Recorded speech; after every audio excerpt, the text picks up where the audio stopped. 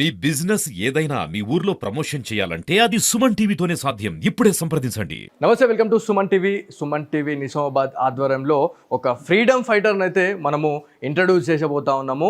అప్పట్లో స్వాతంత్ర సమరయోధులకు సంబంధించి, అదేవిధంగా వీళ్ళు ఎలాంటి యుద్ధాలలో పాల్గొన్నారు, అదేవిధంగా ఎలాంటి ఫైట్స్లో పాల్గొన్నారు అనే దానిపైన అయితే మాట్లాడడానికి మనోహర్ రావు గారు అయితే మనతో ఉన్నారు. ఒకసారి వారితో మాట్లాడదాము. వాళ్ళ ఇంటికి వచ్చినాం, లోపలికి వెళ్ళి ఒకసారి వారితో మాట్లాడి అసలు వాళ్ళు ఎలాంటి ఎక్స్పీరియన్స్ చేశారు స్వాతంత్రంలో అనే దానిపైన అయితే మాట్లాడదాం. ఇప్పటి స్వాతంత్ర సమర యోధులు ఈరోజు మనతో వాళ్ళ జ్ఞాపకాలను గుర్తు చేసుకునేందుకు మన సుమన్ టీవీ ఆధ్వర్యంలో మనం ఒక గెస్ట్ని అయితే ఇంట్రడ్యూస్ చేయబోతా ఉన్నాము. అప్పట్లో రజాకార్లను కావచ్చు, అదేవిధంగా బ్రిటిష్ వాళ్ళని ముచ్చెమటలు పట్టించి పరిగెత్తుకుంటూ కొట్టిన ఘనత మనోహర్ రావు గారిదే. సో సుమన్ టీవీ ఆధ్వర్యంలో మనోహర్ రావు గారిని ఈరోజు మన నిజామాబాద్ సుమన్ టీవీ పరిచయం చేయబోతా ఉంది. ఒకసారి వారితో మాట్లాడదాము. వాళ్ళని చూసేందుకు నేను చాలా ఎక్సైట్మెంట్గా వచ్చినాను. ఒకప్పటి స్వాతంత్ర సమరయోధులను చూసిన ఘనత ఆయన ఒక్క ఆయనకే దక్కింది. సో ఒకసారి వారితో మాట్లాడదాము. నమస్తే అండి. నమస్కారం. సో స్వాతంత్ర సమర యోధుల గురించి మాట్లాడుకుంటే ఎంత మాట్లాడుకున్నా తక్కువే. సో మీరు అప్పట్లోనే చాలా చేశారు, చాలా చూశారు అని మేము విన్నాం. సో మీ గురించి మీరు ఏం చెప్పాలనుకుంటున్నారండి? అప్పుడు నా వయసు, నేను చిన్నగా ఉన్నప్పుడు అంటే కూడా 10 సంవత్సరాల 11 సంవత్సరాల ఈ వయసులో నేను ఆ కాలంలో కూడా పని చేసిన ఏ రజాకార్ పీరియడ్, నిజాం పీరియడ్, అప్పుడు ఆంగ్లేయులు అక్కడ స్వాతంత్రం కోసం అక్కడికి మన భారతదేశంలో అన్ని చోట్ల కళాలే ఎక్కడ చూస్తుంది. మేము ఏమైనా చేయాలని ఇక్కడ తురుకొండ కాలంలో చాలా మనకు కఠిన పరిస్థితుల్లో ఉన్నాం మేము. అప్పుడు భయంకరం. మన ఆడళ్ళకు అయితే సాయంత్రము 6 గంగానే బయట రావడానికి పోవటానికి చాలా భయం ఉంది. కానీ అప్పుడు కూడా మేము అటువంటి వాళ్ళకు కూడా మంచిగా శిక్ష ఇచ్చినాం. కానీ మన దగ్గర ఐక్యత్వం లేకుండే అప్పుడు. అంత భయము. ప్రభుత్వం ఏం చేస్తుంది ఏమో అని భయంతో ఐక్యత్వం బయట రావట్లేదు. కానీ మేమే స్టూడెంట్లు 4-5 వాళ్ళకు మంచిగా దెబ్బలు వేసినాం. అవి కూడా మేము చాలా ఇవి ఘోరంగా భయపడకుండా ఎక్కడైనా పోతే మేము 3-4 కలిసిపోతుండే అప్పుడు కాక. తాత, నాకు ఇప్పుడు మిమ్మల్ని చూస్తేనే మాకు పౌరుషం అదేవిధంగా ఇట్లా నిక్కబుచ్చుకుంటుంది మాకే. సో ఇప్పుడే మీరు ఇట్లున్నారు, అప్పట్లో ఎట్లా ఉండే మీరు? అప్పుడే ఇక చిన్నప్పుడు యంగ్ ఉన్న కూడా ఇదే. ఇంకా మీకు చెప్పాలంటే చాలా బాగా ఇవి ఉన్నాయి ఆ రహస్య బాటలు. అట్లా అటువంటి చోట మేము నిర్భయంగా పని చేసినాం. అయితే 1945లో మా గుడిలో ఆక్రమణ అయింది. అప్పుడు తుర్కోలో వచ్చి అప్పుడు కొట్టింది మా అన్నకు దెబ్బలు తెలిని.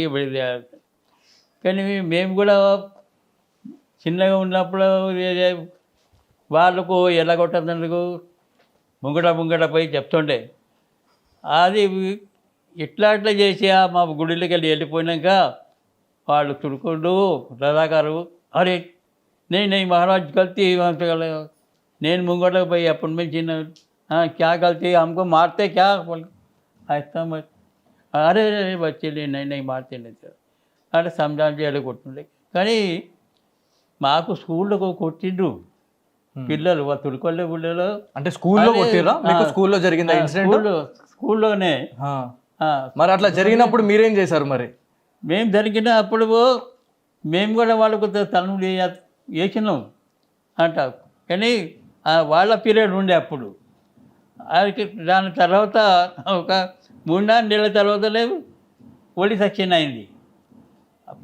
పోలీస్ సెక్షన్ అయిన తర్వాత మేము ఆయనకు బదలాలు తీసుకున్నాం. వాళ్ళు 6-7 పిల్లలు ఉండే. వాళ్ళు మొదటి వారం 10 రోజులు రాలేదు. కానీ వచ్చిన తర్వాత మేము కూడా బాగా గట్టిగా వాళ్ళు కొట్టినాము. అరే ఏడ్చుకుంటా ఉండు, అరే అంటే వెళ్ళిపోండి. ఇట్లా మేము కూడా అప్పటి వల్ల తీసుకున్నాము. ఇది మనలో ఐక్యత ఉండాలి మనకు. సో ఈ ఐక్యత గురించి మనం మాట్లాడుకుంటూనే ఉన్నాము. ఇప్పుడున్న సిచ్యువేషన్ లో చాలా వరకు ఈ ఐక్యత భావం అనేది తగ్గిపోయింది. సో రానున్న రోజుల్లో ఇట్లాంటి సిచ్యువేషన్స్ ఏమైనా ఎదుర్కొనే అవకాశం ఏమైనా ఉంటే మన భారతీయులకు మీరేం చెప్పాలనుకుంటున్నారు? అయితే మనకు మన ఐక్యత ఉండాల. ఐక్యత ఉండితేనే మనకు చాలా ఇది పోతుంది. వాళ్ళు ఎవరు ముంగట కూడా రాడు. అరే అరే వీళ్ళ దగ్గర పోకూడదురా అంటారు, అరే చాలా డేంజర్ ఉండాలి అంటారు. అట్లా మనకు ఉండాల. అరే మనిషి ఎట్లా ఉండాలి, ఎప్పుడు తెచ్చినంటే నిన్న తెచ్చిన అంటారు, అట్లా ఉండదు. గట్టిగా ఉండాలి మనము. సో చరిత్రలో నిలిచిపోవాలా అంటారు. చరిత్రలో నిలిచిపోవాలి, చరిత్రలో నిలిచిపోవాలా, గట్టిగా ఉండాలా. మళ్ళీ జోలికి ఎవరు ముంగట రారు. మనం ఇప్పుడు మన ఐక్యత మంచిగా అవుతున్నాయి. హిందూ సమాజంలో చాలా ఐక్యతం అవుతున్నది. రకరకాల సంఘాలు వెళ్తున్నాయి. ఇప్పుడు హిందూ ధర్మం గట్టిగా అయింది. ఇప్పుడు నడిచే మరి ఏమిటి అంటే మేము అప్పుడు ఆ కాలంలో బాగా చూసినాం. మహాత్మా గాంధీని కూడా చూసినాం. నెహ్రూజీని రెండు మూడు సార్లు ఇక్కడ నిజామాబాద్లో వచ్చిండు. రెండు సార్లు చూసినాం. అప్పుడు వాలంటీర్గా పనిచేసినాం ముంగట పోయి. సో వీళ్ళందరితో మీరు పని చేయడం జరిగింది. మహాత్మా గాంధీ గారు కావచ్చు, సుభాష్ చంద్రబోస్ కావచ్చు, అదేవిధంగా సర్దార్ వల్లభాయ్ పటేల్ గారి గురించి కావచ్చు, నెహ్రూ గారి గురించి మీరు ఆల్రెడీ చెప్తా ఉన్నారు. సో వాళ్ళతో మీరు గడిపిన క్షణాలు ఎట్లా ఉంటుండే, వాళ్ళు ఎట్లా ఉంటుండే? వాళ్ళు కూడా వాళ్ళు కూడా మంచిగా ఉంటుండే. అప్పుడు గట్టిగా ఉంటుంది. నేరుకు కలవడానికి నలుగురు ఐదుగురిదే పిల్లలు మా ముంగట పోయినాం. అంత దగ్గర పోనీయాలి మాకు. దూరంకి వెళ్ళి అది మన అక్కడ మంత్రి ఉండే మన హైదరాబాద్లో. ఓకే, వాళ్ళకు సాయంతో దగ్గర నుంచి మాట్లాడి వాళ్ళ దగ్గర అనే దూరం బచ్చే మిల్నే అని హిందీలో చెప్పిండు నెహ్రూ గారికి, నెహ్రూజీకి. సో నెహ్రూ గారి గురించి మాట్లాడుకుంటే అంటే చిన్నపిల్లలు అంటే చాలా ఇష్టం నెహ్రూ గారికి. అదేవిధంగా ఒక రోజ్ ఫ్లవర్ అనేది తను పెట్టుకుంటుండే. చిన్నపిల్లలకు కూడా ఎవరైనా తీసుకెళ్లి వాళ్ళకి ఇస్తే నెహ్రూ గారు పెట్టుకుంటుండే, అదేవిధంగా పిల్లలకి కూడా పెడుతుండే అని అన్నారు. సో అట్లాంటివి మీరు ఏమైనా ఎదుర్కొన్నారా? అదే విధంగా మేము ఐదుగురు మా మంత్రి గారికి చెప్పిన వాళ్ళ దగ్గర పోయి మీద ఆయన దర్శనం తీసుకుంటామంటే ఆయన దగ్గర రానియాలి. దూరంకి వెళ్ళి మళ్ళీ నెహ్రూజీకి చెప్పిన పిల్లలు మీ కోసం వచ్చిండు ఒకడు. ఆయన దూరంకి మేము నమస్తే ఇట్లా చేసి. సో వీళ్ళందరిది ఒక ఎత్తు అయితే సర్దార్ వల్లభాయ్ పటేల్ గారు కానీ లేకపోతే సుభాష్ చంద్రబోస్ గారి గురించి మీ మాటల్లో మీరు ఏం చెప్పాలనుకుంటున్నారు? సుభాష్ చంద్రబోస్ అనగానే చాలా మందికి ఒక ఇన్స్పిరేషన్, ఒక రోల్ మోడల్ ఆయన. సో ఆయన గురించి సుభాష్ చంద్రబోస్ అయితే ఆయనకి చెప్పాలి. అంటే ఈ ప్లాన్ చేసి అక్కడ జపాన్లో వెళ్ళిపోయిండు. అక్కడ ఒక మిలిటరీ తయారు చేసిండు. చాలా పెద్ద ప్లాన్ తోటి పని చేసిండు ఆయన. అదే ఇక్కడ సర్దార్ వల్లభాయ్ పటేల్ చాలా గట్టి మనిషిగా ఉండే ఆయన.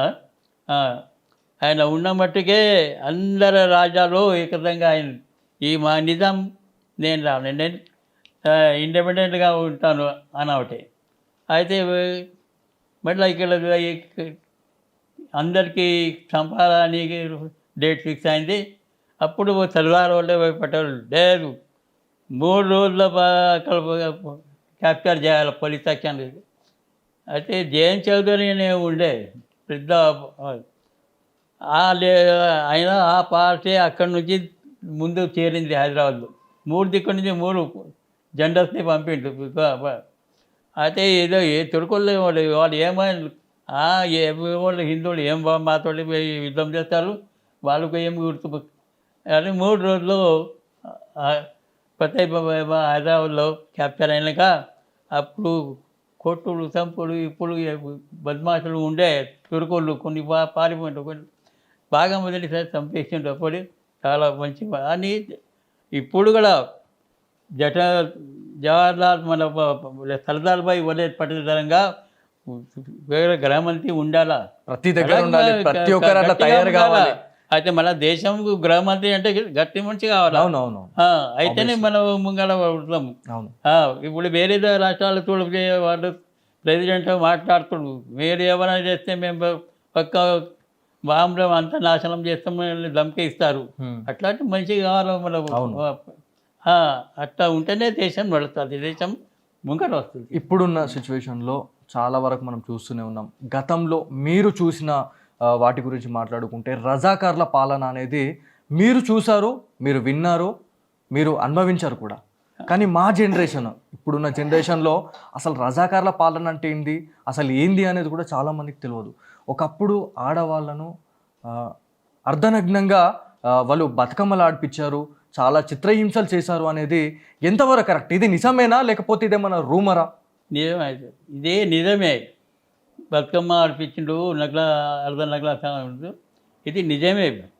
అప్పటి కాలంలో ఇట్లా ధైర్యం లేదు మన దాంట్లో, మన మంది ఐక్యతం లేదు, ముంగట్రాలు.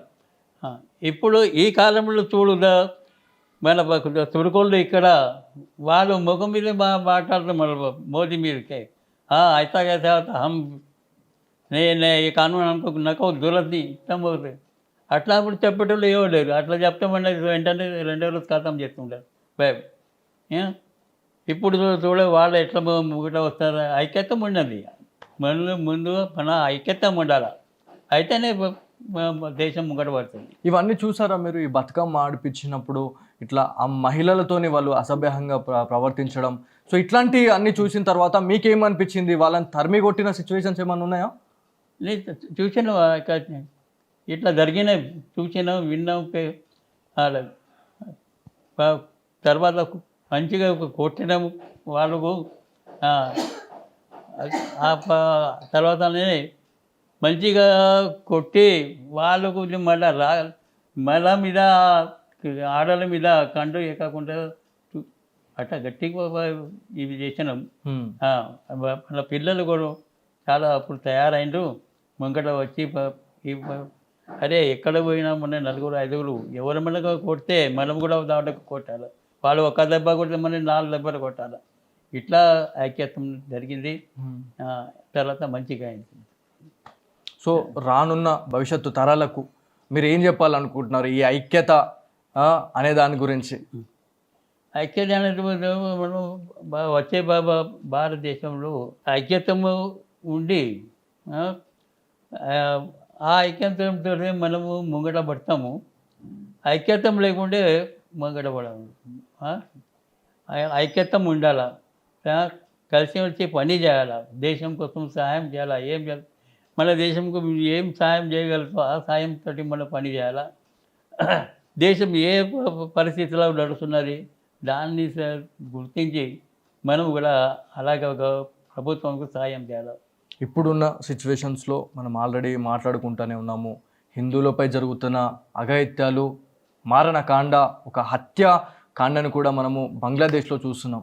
సో బంగ్లాదేశ్ గురించి మీరు ఏం చెప్పాలనుకుంటున్నారు? ఎస్పెషలీ అక్కడున్న సిచ్యువేషన్లో ప్రధాని షేక్ హసీనా గారు కూడా చేతులు ఎత్తేసి నాతోని కాదు అని చెప్పేసి వాళ్ళు బయటకు వచ్చిన సిచ్యువేషన్ ఉంది. సో వాళ్ళ గురించి ఏం చెప్పాలనుకుంటున్నారు? బంగ్లాదేశ్లో